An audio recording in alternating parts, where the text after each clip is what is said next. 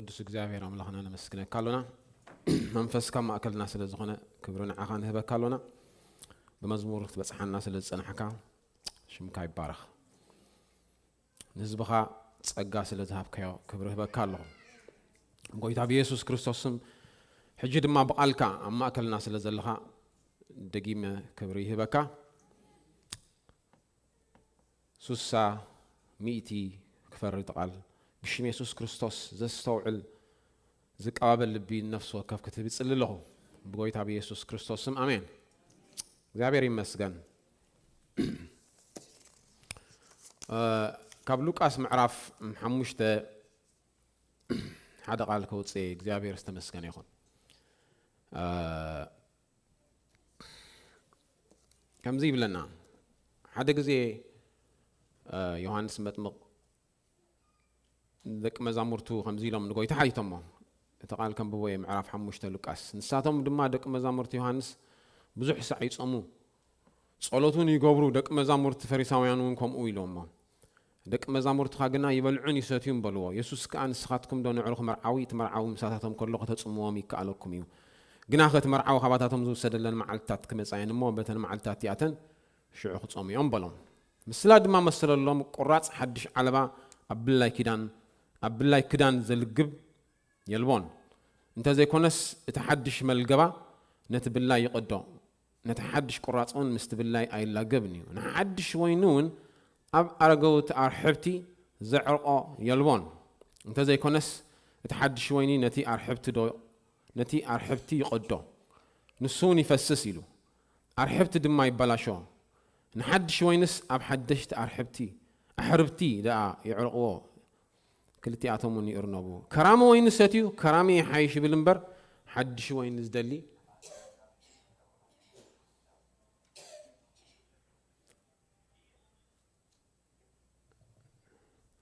كرامه وين ستيو كرامي حيش بالنبر حدش وين زدلي يلبوني لقويتا እግዚአብሔር ይመስገን እታሕብት ዝብል ለቆታ ማለት ይሐቀይሮ አምላኽ ይመስገን ስለዚህ እስራኤላውያን ክልተ ዓይነት ወይኒ ይነብሮም ወይ ካን ይርዎም እሱኻ እንታይ ሓድሽ ወይኒ ዝተጾምቀ ኣብ ሓድሽ ኣርሕብቲኦም ዝቕምጥዎ ምክንያቱ ክሳብ ናብ ፈርመንትድ ክሳብ ዝኸውን ወይ ከዓ ናብ ዘስክር ክሳብ ዝቕየር ነቲ ለቆታ ይበልዖ እዩ ስለዚ ንፋሕካ እዩ ስዋ ኣብ ጀሪካን እንድሕር ዳ ቀሚጥካዮ ንፋሕ እዩ ሓቀይ ምሽ ተንፍሶ ኣለካ ከምኡ ማለት ስለዚ እንድሕር ዳ ምና ተነፊዑ ፅቡቕ ኣይኮነን حدش تكوين جن يحلوه يكالخن يخلتيهم يرنبيهم يلو كويتا نحرد أرجيت كوين جن يقدوا يلو سلازم فحب يلو سلازم حدش وين نسيب أمن تايز قمة يلو حتصير زبالة زي عتا تازم تعم السلام عليتي أملاخي مسكن جن كم زيلو كرام وين نسيت يجن يلو تايز بليلو رامي حايش زبليلو حدش وين زبهق يلن يلو بخرام أجاب سب حدش وين عيدلن يو طعم حليف طعم كيبلنا يو يزبل مالتيو زحلف زبل كله طعم كتب له سلا زحلف تراي طعم اي بحالني نوستالجيا زبال جن الله انتي مالتي سبات ندحر دانا قدم صبق يكون حما دزخاخروم ነገር ندحر ترخيبو بقى ايوه قدم طعم حليف يوم زبلو مالتيو املاح استمسገነ ይኹን ጎይታ ግን እንታይ ይዝብለሎ እግዚአብሔር ኩሉ ግዜ ሓድሽ ነገር ይዝገብር حدش نجار يزجبر بتناي قدم زقبيب كان دحردا አይደልን يلካ تقداي خاملتي ስለዚህ ጎይታ እንታይ ኢሉ ኣነ حدش ነገር ሒዘ ይመጽ ኢሉ እግዚአብሔር ይመስገን ፈሪሳውያን ድምሃሩኹም ዘይኮነ حدش ነገር ሒዘ መጽ እግዚአብሔር ይመስገን እግዚአብሔር ኣብ ዘመናት ኩሉን ህዝቡ እንታይ ዝገብሮ ይመርሖ እዩ አምላኽ ዝተመስገነ ይኹን ኣብ ሓደ ነገር ደው አይብልኒ ኣብ ሓደ ነገር ደው እንድሕርዳ ኢሉ ኣሰልቻው ይዝኸውን دقوا إرمياس كم زيلو أبتي حزن جزي كمان إرمياس بزعبه حزب وختصل خلّه زعبير أبتي زلّي الوانز نبرة نجار حدش نجار يونيرو زعبير يمسكن لازم خم زيلو أبتت صباح نتايلو حدش يلو زعبير يمسكن زعبير كتم لخو خلّها مسك زعبير حبرات كتجبر خلّها زعبير كل جزي حدش نجار له زعبير يمسكن زعبير حدش نجار يزجبر أيتل اليوان ديهم إلو سبع ورس لازم خنا أيرئني تجزعبير زجبر أبي وتو تجزعبير زجبر أب محبر أيتري وان ديهم تبقول كلا يا إلو زعبير زجبر حدش نجار كل جزء زدفنو سبات الله كم زيام كاين خون كنت نقع يقبعنا يو እግዚአብሔር ይመስገን እግዚአብሔር ግን ሐድሽ ነገር ይዝገብር ኩል ጊዜ ሐድሽ ነገር ይዝገብር አምላክ ተመስገን ይሁን እተዘረርሐሎም ይሉ ኢሳይያስ 49 እንታይ ገብሮም ይሉ ክመርሖም ይሉ እግዚአብሔርን እስራኤል ክመርሖም ከሎ በምንታይ ዝመርሖም ይሉ ኣብ ለይትን ኣብ ቀትርን ብክልትዩ ከይጋገዩ ምእንታን በታ ዘይጋገዩ ለዕሪት መገዲ ክመርሖም ይሉ እግዚአብሔር ይመስገን እግዚአብሔር ኩል ጊዜ ጸጋሎ አምላክ ይመስገን እግዚአብሔር ኩል ጊዜ ሐድሽ አለው ንጎ እግዚአብሔር ይመስገን ሐድሽ እንዳገበረ ኢኻ ዝመርሕ እታኸት ከደላ ዝግባእካ መገዲ እግዚአብሔር ይመርሐካ እዩ አምላክ ተመስገን ይሁን ውሉድ አምላክ በምንታይም ዝመርሑ ይሉ ቃል እግዚአብሔር ሲ በምንታይ ዝመርሖም መንፈሱ ጸጋ እንዳበ ናብቲ ኸድልዎ ዘለዎ መገዲ ናኡ ገጹ ይመርሖም እዩ ሕጂ በዝውጻ በዝእቶ ይብለካ ድሓር ናፍቲ ኣኽፍልእቶ አይበልኩምን ኣነ ግን እንታይ ዝብል እግዚአብሔር ግን ጸጋ ይህበካ ናበይናይ አርእስቲ ናበይናይ ቦታ ክትከይድ ከም ዘለካ እንታይ ክትገብር ከም ዘለካ ግን ኩሉ ግዜ እግዚአብሔር ይመርሕ እዩ ማለት እዩ አምላክ ይመስገን ሐድሽ እግዚአብሔር ማለት እዩ ነቲ ናይ ቀደም እንታይ ትግበሩ ኢሉ ኣይትዘክሩ በቃ ኢሉ ኣይትሕሰቡ ኢሉ ተዝሓለፈ خسارة ይኹን whatever እንታይ ግበሩ ኢሉ ቀቢርኩም ተንሱ ኢሉ እግዚአብሔር ይመስገን ሐድሽ ነገር እዩ እግዚአብሔር ዝገብር ድሕር ዳር ኢናዮ ክመርሕ ከሎ እግዚአብሔር ንሳሙኤል ተንሲካሲ ሓደ ሰብሪ የለኹ ኢሉ አቤት እሰይልዎ ድሓር ከም ዝባሃል ኣሎ ሁሉ ኣይነገሮን ምክንያቱ ኣብ ሓደ እዋን ሓደ ነገር እግዚአብሔር ዝመርሕ ኣብ ሓደ እዋን ሓደ ነገር ጥራይ ዝህበካ ድሓር ምስከደናኡ አጋጣሚ ኮይኑ መቸም ዳዊት ኣብቲ ገዛ ፌቨር ዳይ ነበረን መስለኒ ኣይተዘከራን ከማን አቡ ይሕሰቦ እሞ እሰይሲ አቡ እዩ ሓደ ወደይ ከማን ኣለኒ ኢሉ ድሓርሲ ይዘኪርዎ ከም ሓደ ኣቕሓ ማለት እዩ አምላክ ይመስገን እግዚአብሔር ግን ሐድሽ ነገር ገብር ደሊ በቃ እንታይ ዳኒ በመልኩዓት ጥራይ ክንደሽ ኣሰርሕ በዓበይት ጥራይ ክንደሽ ኣሰርሕ በጎበበዘ ጥራይ ክንደሽ ኣሰርሕ ኢሉ ሐድሽ ነገር ገይሩ እግዚአብሔር ይመስገን ስለዚህ እግዚአብሔር እንታይ ዝገብር ይመርሕ እዩ ናይ መምራሕ ትርጉም ካኒ እሱ ማለት እዩ አምላክ ይመስገን ኤርምያስ 2:17 ከምዚ ይብል ነቲ ዝወረደ ክስ ኢሉ እቲ ብቁኑዕ መገዲ ዝመርሐክ እግዚአብሔር አምላክ ስለዝሓደክዶ ኣይኮነን ኢሉ ናይ እግዚአብሔር መሪሕነት ነፍስ ወከፍ ሰብ እዩ እግዚአብሔር ይመስገን እግዚአብሔር ንሰብ ምንታይ መርሖ ብጸጋ እዩ ዝመርሖ ጳውሎስ ከምዚ ኢሉሎ ኣብ ማእከልኩም ሲ ብጸጋ አምላክ ተመሪሕና ከመይ ብቅድስና ከም ተማላለስና ኢሉ ነቲ አምላክ ኣብ ህይወትካ ክገብሮ ዝደሊ ነገር ወይ ካ ክትመላለሰሉ ዝደሊካ ጥዑይ መገዲ ከማን እግዚአብሔር ብጸጋ እዩ ዝመርሐካ እግዚአብሔር ይመስገን ከምዚ ኢሉ ቃል አምላክ ምዕራፍ 8 ሮሜ እቶም ብመንፈስ አምላክ ዝምርሑ ግና ኢሉ حكيلو those who walk after the spirit is able እቶም ድሕረት መንፈስ ዝኸዱ ማለት እዩ እቲ መንፈስ ቅዱስ ናብ ዝመርሖም ዘበለ ዝኸዱ ማለት እዩ ሓደ ጋራንቲ ነፍስ ወከፍ ውሉድ አምላክ ሓደ ጋራንቲ ኣሎ ሓደ ውሕስነት ኣሎ እሱ እንታይ ናይ እግዚአብሔር መንፈስ አውሽጡ ኣሎ አምላክ ይመስገን በኃጢአት አይገድፍ ብዝኾነ ይኹን ነገር አይገድፍኒ ማለት እዩ እቲ ቅብአት እቲ ጸጋ ጎድል ይኽእል እዩ ምክንያቱ ቃል እግዚአብሔር ታይሉ ነፍስ ወከፍኩም ሓደ ኸባኻትኩም ሲ ኃጢአት እናዓሾ ካብ ጸጋ አምላክ እንታይ ከይገብር ኢሉ አይጎድል ኢሉ ኃጢአት ጸጋ አምላክ ዝደፍን ነገር እዩ እግዚአብሔር መንፈስ እግዚአብሔር ግን ኩሉ ግዜ ኣብ ልብ ነፍስ ወከፍ አማን ኣሎ ንሱ ባዕሉ ኣይከሓድገካን ዕሽሹን ከቶ ኣይክብለካን ኢሉ ቃል እግዚአብሔር አምላክ ይመስገን ጸጋ አምላክ ግን እግዚአብሔር ዝተጸባበኸያ መገዲ እዩ ዝመርሐካ ማለት እዩ those who walk after the spirit እቶም ብመንፈስ ዝምርሑ ግና ኢሉ እቲ ድሌት ሕጊ ይብለና አባታቶም ብኸሙ እዩ ዝፍጸም ኢሉ ብኸሙ ማለት ናይ ቀደም ትግርኛ እዩ ብነጻ ማለት እዩ እግዚአብሔር ይመስገን ወላ ሓንቲ ጻዕሪ ኸይገበሩ እንድሕር ዳ እቲ መንፈስ ናብ ዝመርሖም ዘበለ እንድሕር ዳ ዝኸዱ ኮይኖም ኢሉ እግዚአብሔር ይመስገን ናብ ጥዑይ መገዲ ጥራይ ዝወስዶም ናብ ጽቡቕ አርእስቲ ጥራይ ዝወስዶም ስለዚህ ቃል እግዚአብሔር ከምዚ ኢሉ ናይ እግዚአብሔር ቅብአት ኣብ ውሽጥኹም ኣሎ ኢሉ ንሱ ኢኻ ብዛዕባ ሓቂ ዘበለ እንታይ ዝገብረኩም ኢሉ ዝመርሐኩም ኢሉ አምላክ ይመስገን ንሕና ግና መንፈሳዊ ነገር ምስ መንፈሳዊ እናሰማማዕና መንፈስ አምላክ ብዝምህሮ ቃል እንበር ኢሉ እግዚአብሔር ይመስገን ትምሃሮ ዘበለ ሁሉ ትሰምዖ ዘበለ ሁሉ ተንብቦ ዘበለ ሁሉ መንፈስ እግዚአብሔር ኣብ ውሽጥኻ ዝምህረካን ዝምስክረልካን ሓቂ ኩሉ ወግባእ ማለት እዩ አምላክ ይመስገን ስለዚህ እግዚአብሔር ንእስራኤል ክመርሖም ከሎ ብምንታይ ዝመርሖም ነይሩ ብቀትሪ ብደመና ليتها بمنتاي بحوي مرحم نيرو ملكت يبوم نيرو تاخدوا زلوا مقدي حدا جارانتي قال له እግዚአብሔር كل ጊዜ አብትኸዶ ዘበለ ነገር ጸጋ ከም ዝህበካ እምበር كل ጊዜ ናብ ጽቡቕ ቦታ ኖት ነሰሳር ለንስጋኻ ይወስዶ ማለት ስጋኻን ጽቡቕ ንስጋኻ ጽቡቕ ዘበለ ይወስዶ ማለት አይኮነን ናብ ምድረ በዳ ይወስዶም ነይሩ ቀደም ብሽጉርት ተጠቀመመ መግቢ ዝለመድዎ ብጭቅ ዝለመድዎ ቦታ ጽቡቕ ነገርስ ነይሩ ይኾታ ብግጽ ንዑ ገዲፎም ወላ እንተኸዱ ኣብ ምድረ በዳ ግን እግዚአብሔር እንታይ ገይሮም ኢሉ ንሱ በይኑ መርሖም ኢሉ ጓና አምላኽካ ምስኡ አይነበረን ኢሉ እግዚአብሔር ይመስገን ካልእ ዝመልኮም ጓና አይነበረን ካልእ ዝመልኮም ናይ ጸላይ ነገር አይነበረን ማለት እዩ እግዚአብሔር በይኑ ይመርሖም ነይሩ ስለዚ መርሖ ከሎ እግዚአብሔር እንታይ ዝገብር ኣብቲ ዝመርሓሉ ቦታ እግዚአብሔር ጸጋ ይህብ ማለት እዩ አምላኽ ዝተመስገነ ይኹን እግዚአብሔር በይኑ መርሖም ምስኡ ድማ ጓና አምላኽ አይነበረን ኢሉ ስለዚ እግዚአብሔር እንታይ ዝገብር ይመርሕ ማለት እዩ ኣብ ነፍስ ወከፍ ማዓልቲ እግዚአብሔር ክትከዶ ዝግባእካ ጸጋ ይህበካ ማለት እዩ ክትከዶ ዝግባእካ መገዲ እግዚአብሔር የስንቀካ እግዚአብሔር ይመስገን ስለዚ ዳዊት ከምዚ ኢሉ ሙሉእ ማዓልቲ ክንሕጎስ ኢሉ ወይ ከዓ ኩለን ዕላታትና ክንሕጎስ ኢሉ ኩለን ዕላታትና ክንሕጎስ እንታይ ሃበና ኢሉ አንጊካ ጸጋ ሃበና ኢሉ እግዚአብሔር ይመስገን አንጊዩ ጸጋ እግዚአብሔር ዝደሊ ሰብ እዩ ናይ አምላኽ ሰብ አምላኽ ይመስገን አንጊካ ጸጋ ምቅባል ንኹሉ ጽቡቕ እዩ እግዚአብሔር ይመስገን ስለዚ አንጊካ እንታይ ግበረና ኢሉ ጸጋ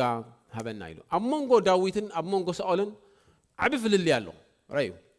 ዳዊት እንድሕር ዳሪናዮ ኣብ ዝተደፍአሉ ግዜ ከቢድ ዓመጽ ይገብር ነይሩ ሳኦል ከም ዳዊት ኣይዘመወን ሳኦል ከም ዳዊት ሰባ ይقتለን ሳኦል ስርዓት ዘለዎ ሰብ እዩ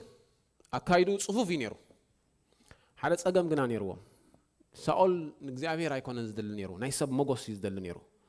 በቃ ወላ እግዚአብሔር ንዕቕካ እዩ እታ መንግስቲ ካባኻ ወሲድዋ እዩ እንዳበሎሲ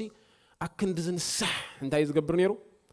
እሞ በላብ ቅድሚ ሰብ ምእንታን ክሓፍርሲ ኢሉ ምክንያቱ ሳሙኤል እዩ ዘሎ ሰብ ሳሙኤል ስለ ዘሎ ናይ እግዚአብሔር መጎስ ሳሙኤል አትሊስት ምሳይ ኪድ ኢሉ ምስ ሰብ ተደጋጊፉን ተሓናጊሩን ይኽነብር ዝደሊ ነይሩ ማለት እዩ እቲ ሰብ ከይገድፈኒ ለኤ ከምዚ ገይረ ኢሉ ዳዊት ግና ኢሉ ካብ ኣብ ኢድ ሰብ መውዳቕሲ ኣብ ምንታይ መውዳቕ ሕሸኒ ኢሉ ኣብ ኢድ እግዚአብሔር መውዳቕ ሕሸኒ ኢሉ ምክንያቱ ናይ ሰብ ነገር መፈጸምታን መወዳእታን ከም ዘይብሉ ኣጸቢቑ እዩ ዝፈልጦ ማለት እዩ እግዚአብሔር ይመስገን ስለዚ ክልቲኦም ፍልልዮም እንታይ ነይሩ እዚ ነይሩ ፍልልዮም ቃል አምላኽ ክነግረና ከሎ ብዛዕባ ዳዊት ከም ልበይ ኢልዎ እግዚአብሔር ከም ልበይ ዝበሎ ዳዊት ከቢድ ኃጢአት ይገይሩ ኣብ ህይወቱ ኣብ መጨረሻ ከማን እግዚአብሔር ታይልዎ ኣብ ኢድ ካንተ ያለው ኢልዎ ደም አለው ኢልዎ ስለዚ ቤት መቅደስ ክሰርሕ ንዓይ ኣይትኽእልኒ ኢልዎ አራዩ እግዚአብሔር ግና ነቲ ጸጉኡ ዝደሊ ነቲ አንጊሁ ዝደልዮ ከም ዝደሊ ግን በዚ ንሪኦ ማለት እዩ እግዚአብሔር ይመስገን ስነ ስርዓት ጽቡቕ እዩ ቀዳማይ ናይ አምላኽ ክራይተሪያ ግን ኣይኮነን ስለዚ እንታይ ይብሎም ኣሎ ጎይታ ሓድሽ ወይኒ ኩሉ ግዜ ኣድላይ ኢልዎም እግዚአብሔር ሓድሽ ነገር ኩሉ ግዜ ዝገብር ሓድሽ ተቀባበሉ ኢልዎም ሓድሽ ክሓልፈኩም ተቀባበሉ እምበር እቲ ናይ ቀደም ኣይኮነን ኢልዎም በቲ ናይ ቀደም ስታይል ኣይትኸዱ ኢልዎም ናይ ቀደም ዝጸገበ ሰብ ግን ሓድሽ ነገር እንታይ ዝገብር ኣይቅበልኒ በቃ እግዚአብሔር ሓድሽ ነገር ገብር ከም ዝኽእል ወዲ እሱ ተመሪቁ ግራጁዌት ገይሩ በቃ ሓድሽ ክመሃር ኣይክእልኒ ሓድሽ ነገር ክፈልጥ ኣይክእልኒ ቃል አምላኽ ግን ከምዚ ኢሉ ንስኻ እንታይ ኻይልዎ ሓድሽ ይኻይሉ ማዓስ ኣብ ጸጽባሕ እሙን ምዃንካ ኸ እንታይ እዩ ዓቢ እዩ ኢሉ እግዚአብሔር ይመስገን ስለዚ እግዚአብሔር ሓድሽ ነገር እዩ ዝገብር እግዚአብሔር ይመስገን ሓድሽ ነገር ብውልቂ ይገብር ሓድሽ ነገር ኣብ ቤተ ክርስቲያን ይገብር ሓድሽ ነገር ከዓኒ ኣብ ዘመናት ይገብር ማለት እዩ እንድሕር ዳርየናዮ ኣብ ኤፌሶን ምዕራፍ 3 ቁጥሪ 10 ከምዚ ኢሉ አምላኽ ሲሉ ብዙሕ ዓይነታት ጥበብ ኣላታ ኢሉ ነታ ብዙሕ ዓይነታት ጥበብ ይብለና ሕጂ እንታይ ይገብር ኣሎ ኢሉ ሕጂ በታ ማሕበር ገይሩ ነቶም ኣብ ሰማያት ዘለዉ ሽመታትን ስልጣናትን እንታይ ይገብሮም እዩ ይገልጸሎም ኢሉ ቀደም ነይሩ ክርስትና ዝብል ዝጎደለ ሰብ ጥራይ አምላኽ ዶ ቀደም ጥራይ ነይሩ ሕጂ የለን ዲዩ ራዩ ቀደም ነይሩ ጥዑም ቀደም ነይሩ ከመይ ገይሩ ቀደም ጥራይ ነበር እግዚአብሔር ህያው አምላኽ እዩ አምላኽ ይመስገን ስለዚህ እምበዓር እግዚአብሔር አብራ ዮሐንስ ከምዚሉ ኢየሱስ ክርስቶስ ንሱ እንታይ ኢሉ ትማልን ሎምን ንዘለዓለምን ኢሉ እግዚአብሔር ይመስገን ትማልን ሎምን ንዘለዓለምን ኢየሱስ ክርስቶስ እንታይ ንሱ ያው ኢሉ እግዚአብሔር ይመስገን ስለዚህ ነዛ ኣብ ኤፌሶን ዘላ ቤተ ክርስቲያን ከኣኒ እንታይ ብላሎ እግዚአብሔር ማልቲ ፋሴትድ ይብሎ እታ ብዙሕ ዓይነታ ዝብላ እታ ብዙሕ ዝገጻጣ ጥበባ ኢሉ እግዚአብሔር ቤተ ክርስቲያን ጥበብ ኣብ ጸጽባሕ ይዝባ ኣብ ጸጽባሕ ይዝገልጸላ ማለት እዩ እቲ ጸላኢ ኣብ ዘመናት ኣብ ዝተፈላለዩ እዋን ዘምጻላ ብድሆታት ትግለጸሉን ክትስዕረሉን እትኽእል ሓይልን ጸጋን ኣብ በቦይን እዋን እግዚአብሔር ይሂባ እዩ ከምኡ ኸዓ ንዓኻ ኣብ ዝተፈላለዩ እዋን ጸላን ዘምጸልካ ብድሆ እግዚአብሔር እንታይ ገብረካ እዩ ጸጋ ይዝበካ ኣምላኽ ይመስገን ዳዊት 23 መዝሙር ክዝምሮ ከሎ ከምዚ ኢሉ ዘሚርዎ መቸም ኣብ በረኽቱ ዲ ኮይኑ ዘሚርዎ ኣብ ሩባታት ኣይንፈልጦን ኢና ክልቲኡ ነገር ግን ጠቂሱሎ ማለት እዩ እንታይ ኢሉ ብርባርባ ድነሞት እኳ እንትኸድ ክኽፉእ እንታይ ይገብር ነይሉ ኣይፈርሕን ኢሉ ንስኻ ኢሉ ሽዑ ንርእሰይ እንታይ ትገብሮ ኢሉ ብዘይቲ ኢኻ ትለኽዮ ኢሉ እግዚአብሔር ይመስገን ዘይቲ ናይ ቅብኣት ምልክት እዩ እግዚአብሔር ይመስገን 61 ኢሳያስ ከምዚ ኢሉ መንፈስ እግዚአብሔር ምንታይ ኢሉ ኣብ ልዕለይ ምክንያቱ እንታይ ገይርኒ እዩ ቀቢእኒ ኢሉ ስለዚ ተቅብኣት ታብ ዘለዎ ዘበለ ኩሉ ድማ እንታይ ክገብር ኢሉ እስማ እሰርት ዘበለ ዝፈትሕ ኢሉ ንጹጻዓት ዘበሉ ንዝተዋረዱ ኸዓ እንታይ ክገብር ኢሉ መፍትሕ ሓርነት ዝእውጅ ኢሉ ጸጋ ኣምላኽ ፋንክሽናል ኣብ ዝኾነሉ ናብ ቅብኣት ኣብ ዝተቀየረሉ ሽዑ ክፈትሕ ይጅምር እግዚአብሔር ይመስገን ስለዚ ዳዊት እንታይ ኢሉ 23 መዝሙር ንርእሰይ ብዘይቲ ኢኻ ትለኽዮ ኢሉ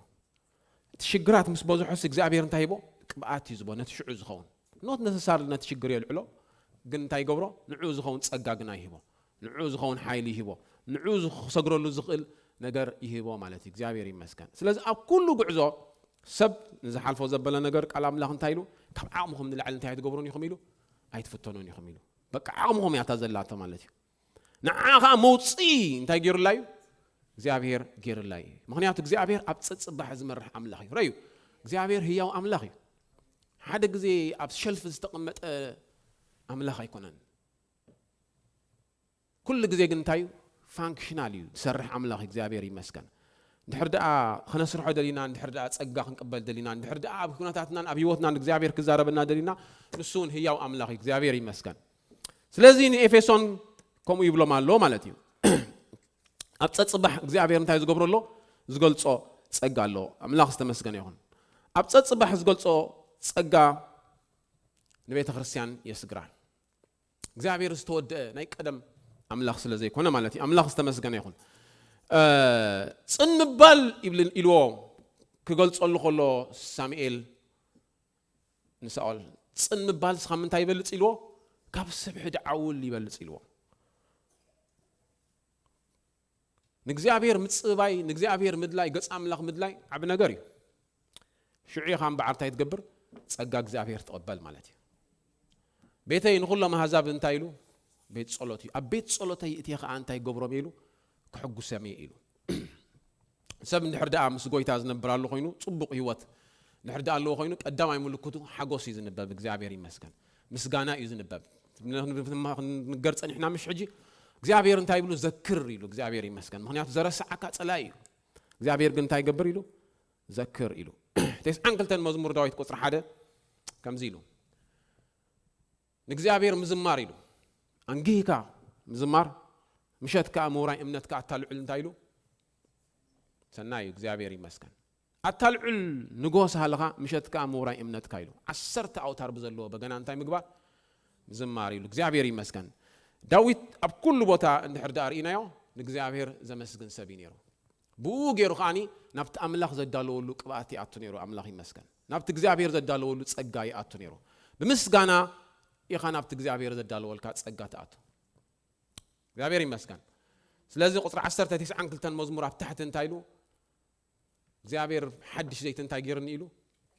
ቀቢእኒ ኢሉ ሓድሽ ነገር ኩሉ ግዜ ኣብ ህይወቱ ዝብህግ ዝነበረ ሰብ ይበቃ ዳዊት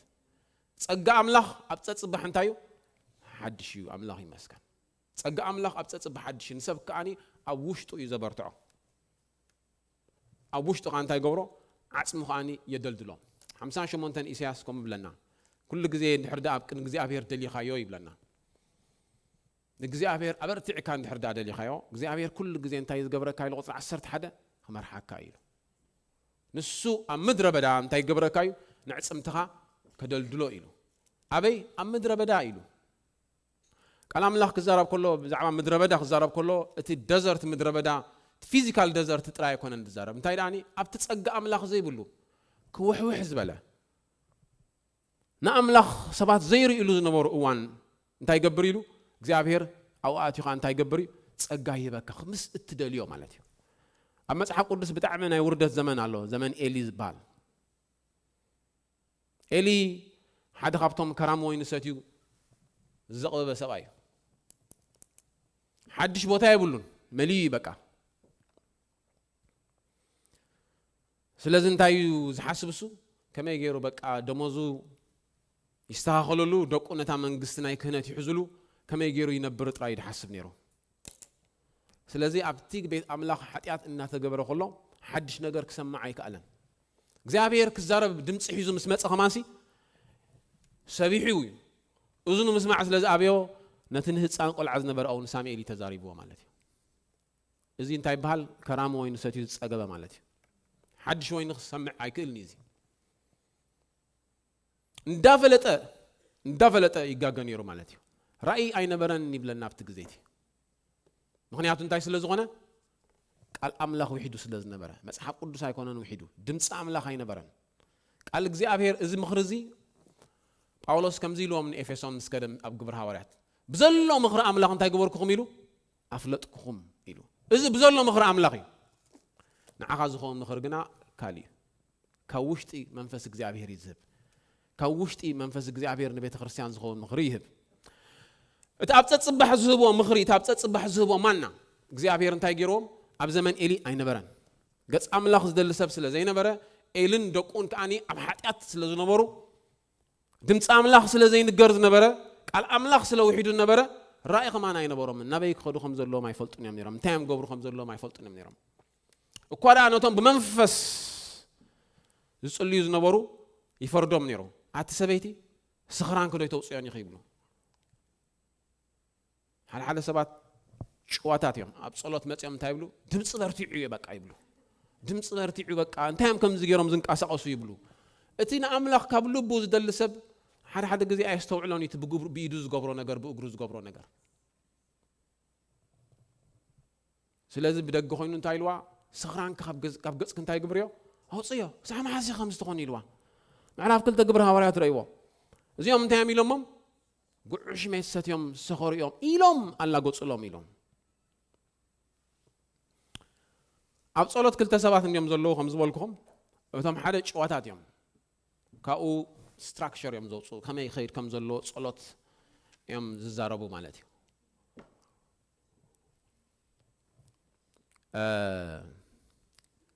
ጆን ኖክስ ዝበሃል ናይ ኣምላኽ ሰብ ነይሩ እንታይ ኢሉ ጸልዩ ንሱ በቃ ስኮትላንድ ትበሃል ኣገር ምስ ከደስ እቲ ህዝቢ ጠሚዩ ኖት ናይ እንጀራ ጥሜት በቃ ቃል ኣምላኽ ኣይንገርን እዩ ትሽዑ ዝነበረ ዝረብ ነበረ ስኢልካ ዶግማ ዓይነት እዩ ነይሩ ሰባት ኣይድሓኑን በቃ ኢሉ ድሓር እንታይ ኢሉ ጸልዩ ኣብ ቅድሚ እግዚአብሔር ጾር ተዋሂብዎ ባርደን ኮይንዎ በቃ ለይትን መዓልትን ክነብር ኣይከኣለን ኣብቲ ውሽጡ ምድቃስ ምስ ከልኦ እንታይ ኢሉ ስኮትላንድ ሃበኒ ኢልዎ ንእግዚአብሔር ተዘይኮይኑ ግና ቅተለኒ ኢልዎ ሕጂ እዚ ጸሎት እዚ ይብልኹም ስነ መለኮት ዘጽንዑ ሕጂ እንታይ ይብልዎ እዚ ጸሎት እዚ ጌጋ ዓይነት ጸሎት እዩ ኢሎሞ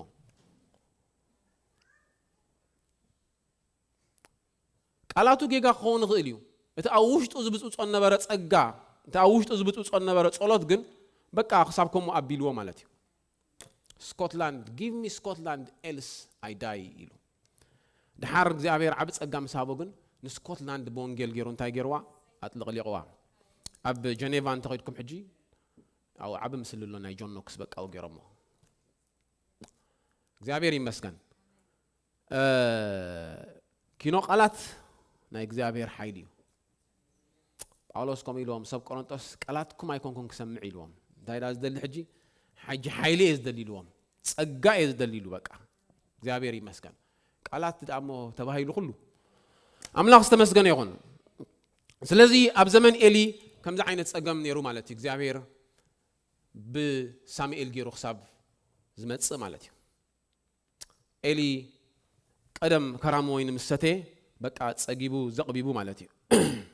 እግዚአብሔር ግን كل ጊዜ مسدليو انتي له بقى نسخ مرحكا ام مدراص ام كان نفسك انت يغبريلو كصغبي يبلنا املاح استመስገነ ይሁን እግዚአብሔር كل ጊዜ ዝደልዮ ሰብ ኩነታት አይገድሶኒ ማለት እዩ ኩነታት አይገድሶኒ ከም ዝበልኩኩም ሳኦል እንታይ ዝደል ነይሩ ሰባት እንታይ ይብልዎ ይሓስብ ነይሩ ዳዊት 16 መዝሙር ዳዊት እንድሕርኢኹሞ እንዳይሉ ንእግዚአብሔር كل ጊዜ ኣብ ቅድመይ ገይረ ኢሉ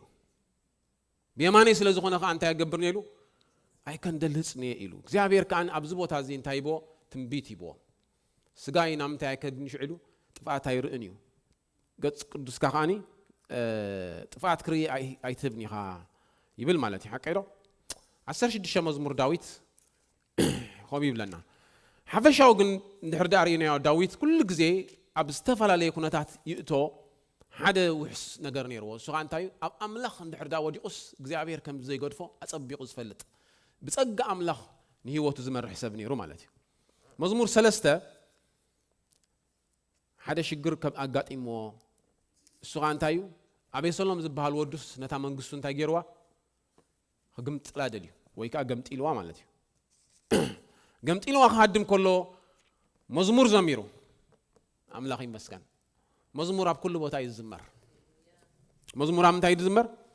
أب كل بوتاي مزمور صلاتي እግዚአብሔር ይመስገን مزمور قص أملاخ مدلايو مزمور تنبيتي እግዚአብሔር ይባረክ مزمور غير كقص እግዚአብሔር تدليه خاملتي ስለዚህ خمس بلنا داويد كاب أبي سلام ودو خادم كله زمرو مزمور إلو እንደ هذا كادو مزمور يزمري እንደ هذا مغنا مزمور يزمر نيرو أملاخ يመስገን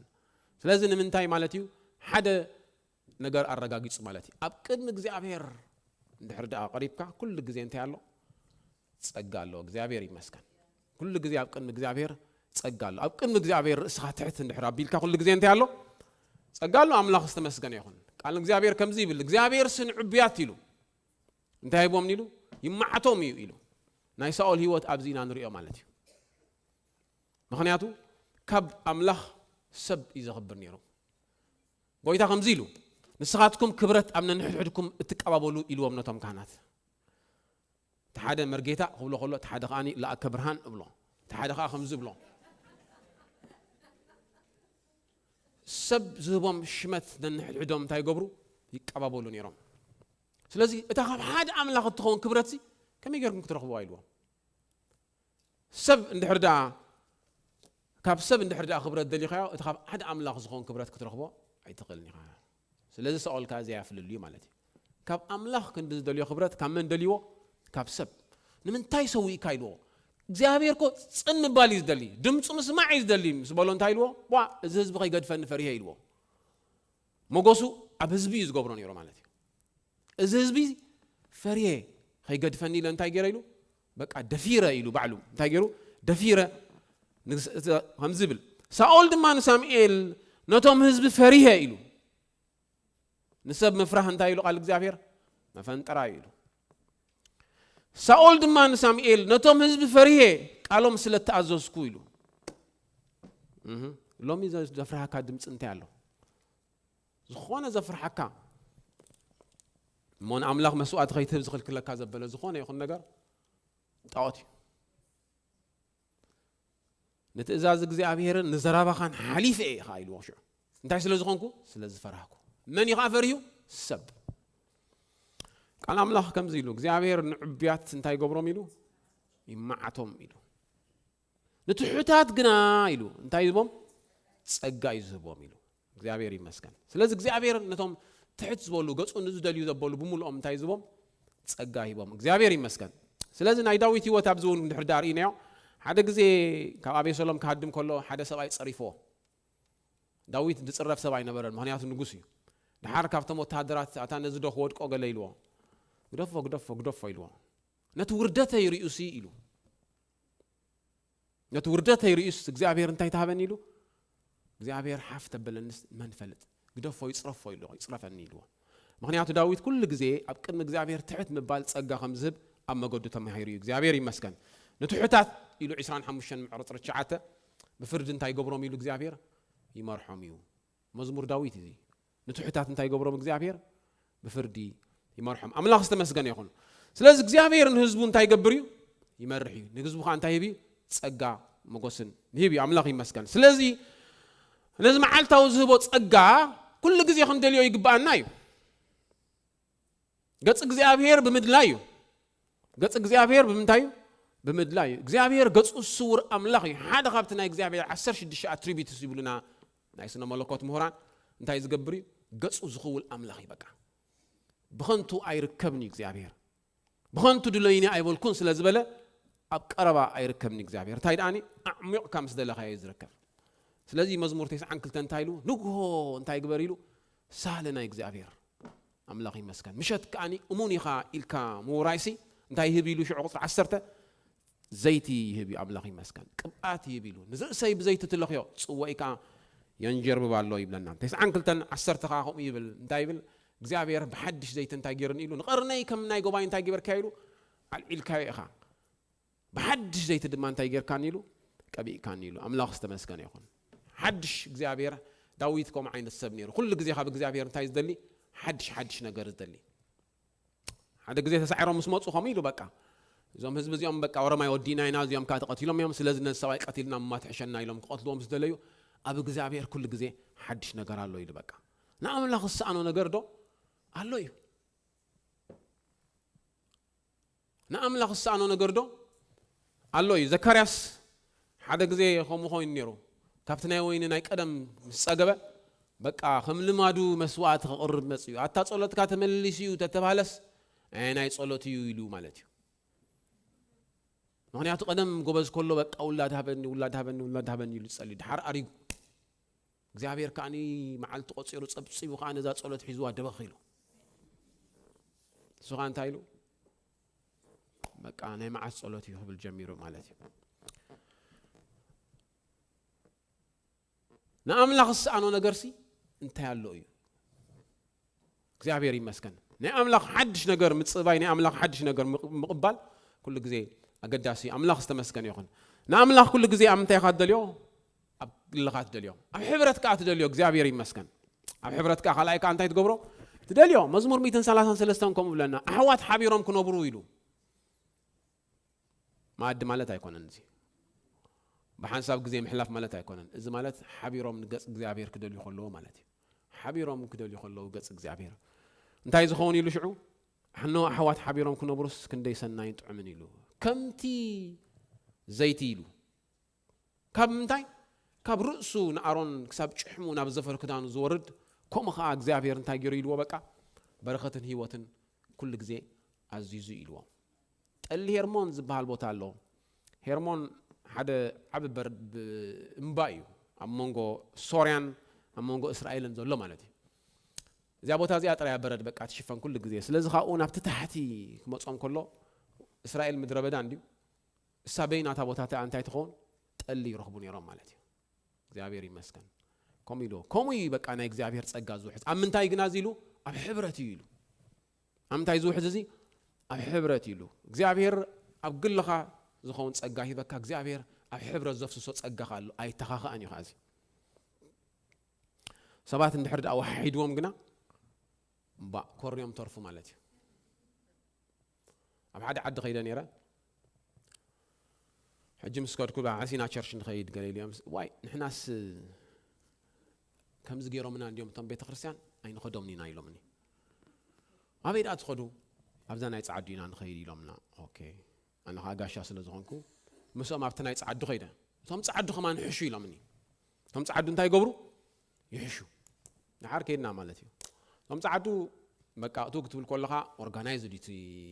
من صفهم تويهم نحار بوني هو بخا أورين يرو نحار تأتو موسيقى جز كدانهم قلنا له كله تصبغي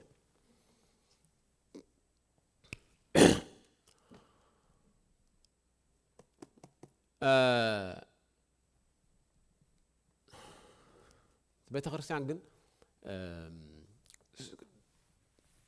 structure تراي بقى نيرو ناي دقة نجار تراي نيرو وكل نجارو مالتي أنا بزرع أخوه مالتي انتهي قبل دلي بيت خرسيان بorganization أي فردني how organized they are it doesn't matter صبغي organized مكان صبغي صريت مهلاو صبغي كل نجار مهلاو صبوي እግዚአብሔር ይመስገን ግን ጸጋ አምላኽን ኃይል አምላኽን ናይ እግዚአብሔር ቅብአትን ዘይፈሶን ድሕርዳ ኮይኑ ግና እንታይ ክትገብር ኢኻ ትኸይድ ሞናው ሰባት ግን ኩሉ ግዜ እንታይ ይኾኑ መስለኩም ይውሕዶም ካብ ጸጋ አምላኽ ይወሓዶም እሞ ሽዑ እንታይ ይኾኑ ቤተ ክርስቲያን ኮርዮም ይተርፉ ቃል አምላኽ ግን ከምዚ ኢሉ እግዚአብሔር በረኸትን ህይወትን ሲ ኣብ ሕብረት ይኣዚዙ ኣሕዋተይ እንታይ ዳእዩ ክትእከቡ ከለኹም ሲ ኣብ ማእከልኩም እንታይ ኣሎ ኢሉ መዝሙር ኣሎ ኢሉ ቃል ኣሎ ኢሉ ራእይ ኣሎ ኢሉ እግዚአብሔር ይመስገን እዚ ኩሉ ግና ንምንታይ ዝገበር ኢሉ ምህናፅ ኢሉ አምላኽ ዝተመስገነ ይኹን ሰብ ክህነፅ እንተኮይኑ ኣብ ቤት አምላኽ ክቋረፅ ኣይግባኦን ሐዋርያት ኣምንታይ እዮም ተኣኪቦም ነይሮም ይብለና ኣብታ ላዕለይቲ ክፍሊ ኣብ ሓንቲ ሮም እዮም ተኣኪቦም ነይሮም ኦንላይን ርኢ ነይሮም ኣይበለን ኣብ ሓንቲ ክፍሊ ሓንቲ ሮም እያ እከታተለኩም ኣለኹ ብማዕዶ ዝብል ኣብ ሓንቲ ሮም እዩ ዝብለና ከማን ኣብታ ላዕለይቲ ደርቢ ክፍሊ ኣብ ሓንቲ ሮም እዮም ተኣኪቦም ነይሮም እግዚአብሔር ይመስገን እግዚአብሔር ጸጋ ኣምንታይ ዘፍስስ ኣብ ሕብረት እዩ እግዚአብሔር ይመስገን ጸጋ ኣምንታይ ዘፍስስ ኣብ ሕብረት እዩ ዘፍስስ ኣብ ሕብረት መጺኻ ብመዝሙር ትጸናናዕ በቃል አምላኽ ትጸናናዕ ጳውሎስ ከማን ከምዚ ኢሉ ሐዋርያ ይሕሰብዎ እንታይ ዓይነት ጸጋ እዩ ነይርዎ ጳውሎስ ግን እንታይ ኢሎም ምርኣይ ገጽኩም እንታይ ምንታ ንገብር ኢሉ ትጸናናዕ ኢሉ አምላኽ ዝተመስገነ ይኹን እግዚአብሔር ኣብ ሕብረት እንታይ ገይሩ እዩ ጸጋ ልይኹ እዩ አምላኽ ዝተመስገነ ይኹን ሓደ ቃል ከንብቤ መዝሙር 50 ግብረ ሐዋርያት ምዕራፍ 7 ግብረ ሐዋርያት ምዕራፍ 7 ከምዚ ዝብል ቃል ኣሎ እግዚአብሔር ይመስገን እስጢፋኖስ ዝበሃል ናይ አምላኽ ሰብ ኣሎ እሱ እንታይ ኢሉ ንእስራኤል እግዚአብሔር ምስ በጽሖም ብዙሓት ሰባት እንታይ ገበርዎን ኣይተቐበልዎን ኢየሱስ ምስ መጸ ማለት እዩ ድሓር ከምዚ ኢሎም ኣቱም ልቡኹምን ኣእዛንኩምን ሰቢኹ ማለት እዩ ነዊሕ ምስ ሰበኸ ኣቱም ልቡኹምን ኣእዛንኩምን ዘይተገዝረ ተረርቲ ክሳድ ኢሉ ንስኻትኩም ኩሉ ግዜ ንመንፈስ ቅዱስ እንታይ ትገብርዎ ኣለኹም ኢልዎም ትጸረርዎ ኣለኹም ኢልዎም ኣምላኽ ኩሉ ግዜ ኣብ ዘመናት ኩሉ እንታይ ገሊጹ ኢሉ ጸጋ ገሊጹ እዩ እንዳበለ ይዘዘንቱ ካብታ ካብ ግብጽ ዝወጹላ ጀሚሮም ክሳዕ መጨረሽታ ክሳዕ እቲ ዘለዎ ግዜ እንታይ ገይሮም እግዚአብሔር ጸጋ ይቦም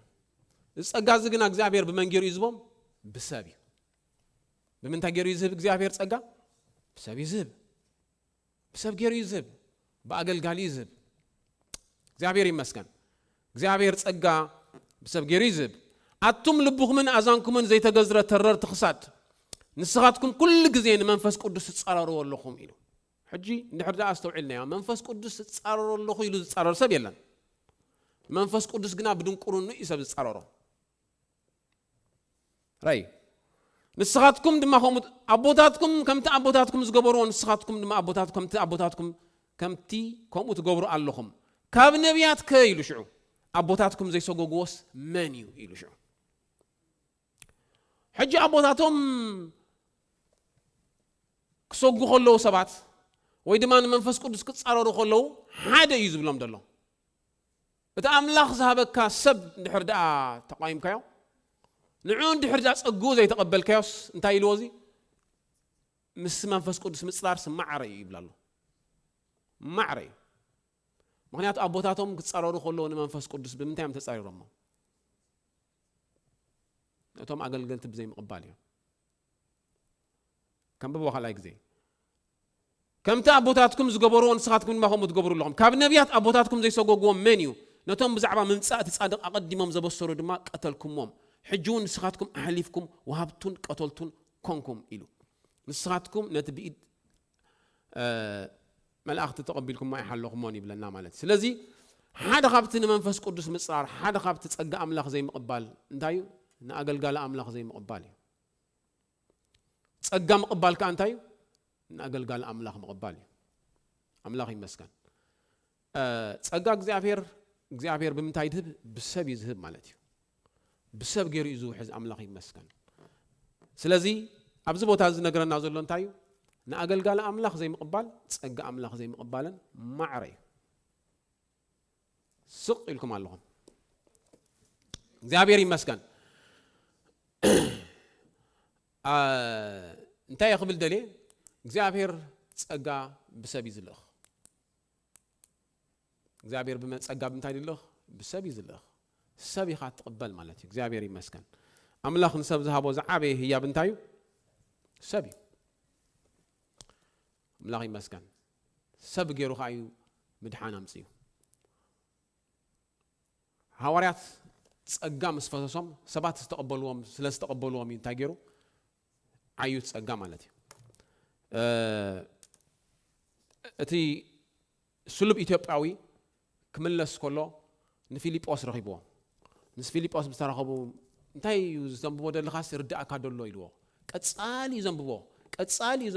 ቀጻሊ ዘንብቦ ግን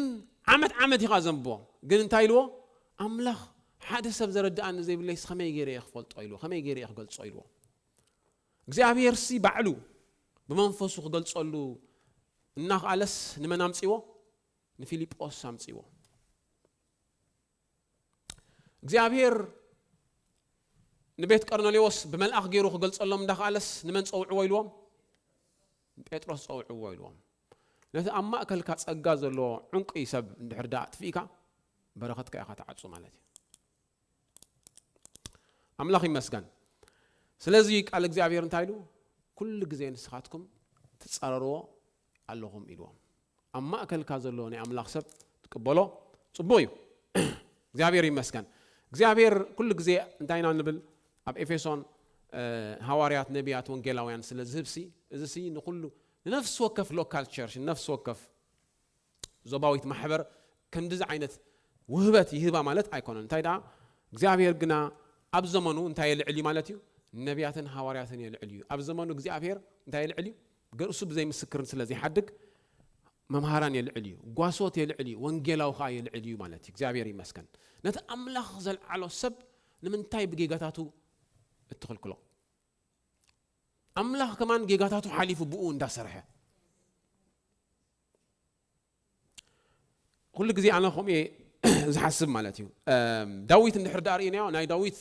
መዳርግቲ ዘይብሉ ሓጢኣት እዩ ነይርዎ ማለት እዩ እግዚአብሔር ግን እንታይ ገይርዎ አንጊስዎ እግዚአብሔር ከማን ብኡ ሓሊፉ ክሰርሕ ፈትዩ ፍርዲ ሂቡ እግዚአብሔር ስቲል ብኡ ገይረ ዝሰርሕ ኢሉ ምስ ወዲ እሰይ እንታይ ኣለና ምስ ዳዊት ከንታይ ኣለና ዝበሉ ኩሎም ኣይረብሑን 7 ዓመት ጸኒሖም ግን ድሓርታ ገይሮም ተረዲእዎም 7 ዓመት ሙሳድ ኣይድልካኒ ማለት እዩ እንተ ተቀቢልካዮ ናይ 7 ዓመት ዝጠጥፋእካዮ ነገር ክትመልስ ትኽእል ኢኻ እግዚአብሔር ይመስገን ንምንታይ ዝብል ዘለኹ ቃል እግዚአብሔር ዝነግረና ነገር እንተሎ ሰባት ዝውሃቡና ጸጋ አምላኽ ዘሎም ዝውሃቡና ቅብኣት እግዚአብሔር ዝውሃበና ንረብሓና እዩ እግዚአብሔር ይመስገን ንምንታይ ዝውሃብ ንረብሓ እዩ ዝውሃብ ማለት እዩ እግዚአብሔር ይመስገን ሓደ ቃል ክነግረኩም ማለት እዩ መንፈስ እግዚአብሔር ከይተረፈ ነቶም ሰባት እንታይ ገብሮም ኢሉ ይግዝኦም ኢሉ ሓቀይዶ እቲ መንፈስ ትንቢት ሲሉ አምላኽ ስናይ ምንታይ አይኮነን ናይ ሰላም በር ናይ ዕግርግር አይኮነን ኢሉ እቲ ትንቢት መንፈስ ነቶም ሰባት እንታይ ገብሮም ኢሉ ይግዝኦም ኢሉ መንፈስ ቅዱስ በዓሉ በዓብዩስ እንታይ ገብሮም ኢሉ ንሰባት እንታይ ገብሮም ነቶም ነቢያት ነቶም ናይ አምላኽ ሰባት በታ አምላኽ ከዓዩላ ዝሃቦም ጸጋ መንፈስ እግዚአብሔር ንዖም እንታይ ገብሮም ኢሉ ይግዝኦም ኢሉ ንምንታይ ሰባት አይግዝኦምን ንምንታይ ሰባት አይሰምዖምን አምላኽ ዝተመስገነ ይኹን ኣብቲ ሶም ዘለዎ ጌጋ ሕበር አይበልኩን ኣነ ግን እንታይ ማለት እዩ ጸጋ እግዚአብሔር ግና መቅባል አገዳሲ አምላኽ ይመስገን ስለዚህ ቃል እግዚአብሔር ምዕራፍ 58 ኢሳያስ ከምዚ ኢሉ እግዚአብሔር ኩሉ ግዜ እንታይ ገብረካ ኢሉ ይመርሐካ ኢሉ እግዚአብሔር ብምንታይ ዝመርሕ ብጸጋ ይዝመርሕ እግዚአብሔር ብምንታይ ዝመርሕ ብቅብኣት ይዝመርሕ እግዚአብሔር ኣብ ግልኻ ብቅብኣት ይመርሐካ ብጸጋ ይመርሐካ እግዚአብሔር ንቤተ ክርስቲያን ብጸጋ ብቅብኣት ይመርሐ እግዚአብሔር ከኣኒ በአገልገልቲ ገይሩ ከኣኒ እንተ ደኣ ተቀቢልናዮም ከኣ እንታይ ይገብረና ይመርሐናን ጸጋ ይህበናን ማለት እዩ አምላኽ ዝተመስገነ ይኹን ክንጽሊና